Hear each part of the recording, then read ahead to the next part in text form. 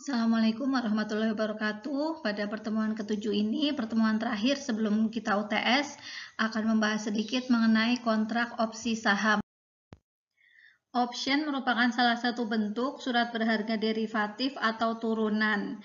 Option atau opsi merupakan sebuah kontrak antara dua pihak di mana pihak yang membeli kontrak atau disebut dengan taker mempunyai hak, namun bukan kewajiban untuk membeli atau menjual sejumlah tertentu instrumen yang menjadi dasar dari kontrak tersebut, misalnya saham.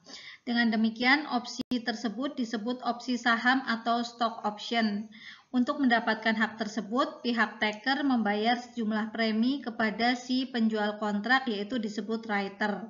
Instrumen dasarnya dapat berupa saham, indeks saham, mata uang asing, dan juga komoditas. Di Bursa Efek Indonesia, kontrak opsi disebut sebagai KOS atau kontrak opsi saham. KOS adalah efek yang memuat hak beli atau call option atau hak jual atau put option atas saham induk atau saham acuan dalam jumlah dan harga pelaksanaan atau strike price atau exercise price tertentu serta berlaku dalam periode tertentu. Ada dua bentuk opsi yang dikenal, yaitu call option dan put option. Call option memberikan hak atau bukan kewajiban kepada taker untuk membeli sejumlah tertentu dari sebuah instrumen yang menjadi dasar kontrak tersebut. Sebaliknya, put option memberikan hak atau bukan kewajiban kepada taker untuk menjual sejumlah tertentu dari sebuah instrumen yang menjadi dasar kontrak tersebut. Di sini bisa dibedakan ya antara call option dan put option untuk masing-masing definisinya. Dalam KOS dikenal pula istilah strike price, yaitu merupakan harga tebus atas suatu saham acuan KOS yang telah disepakati antara writer dan taker ketika terjadi perdagangan KOS yang dipertemukan dalam mesin perdagangan. Manfaat kontrak opsi saham yaitu yang pertama hedging atau membeli opsi dengan acuan saham yang dimiliki. Kemudian yang kedua investasi, yang ketiga juga bisa sebagai alternatif investasi, dan yang keempat memberikan fleksibilitas waktu bagi investor. Karena investor dapat mengambil keputusan investasi dengan tidak terburu-buru dan lebih rasional. Karena dengan membeli KOS, harga saham telah dikunci pada level tertentu. Dan yang kelima, dapat menjadi tambahan pemasukan bagi investor yang sudah memiliki saham. Kemudian yang terakhir, investor dapat meraih keuntungan dengan strategi yang tepat.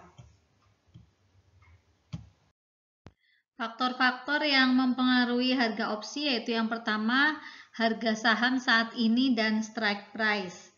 Pada opsi call, jika harga saham naik, maka opsi tersebut akan lebih bernilai jika harga saham dasarnya meningkat dan sebaliknya.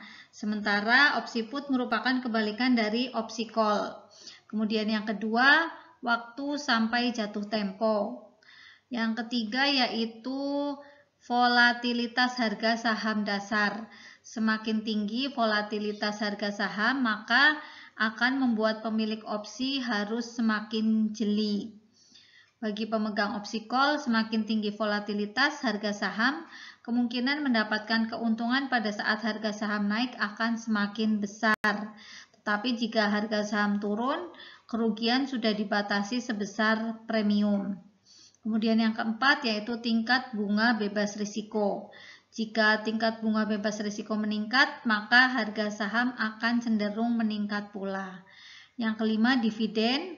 Pembagian dividen secara umum akan menurunkan harga saham, sehingga hal ini akan merupakan kabar buruk untuk para pemegang opsi call, tetapi baik untuk para pemegang opsi put.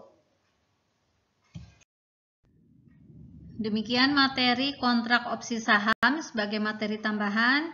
Terima kasih, selamat belajar. Wassalamualaikum warahmatullahi wabarakatuh.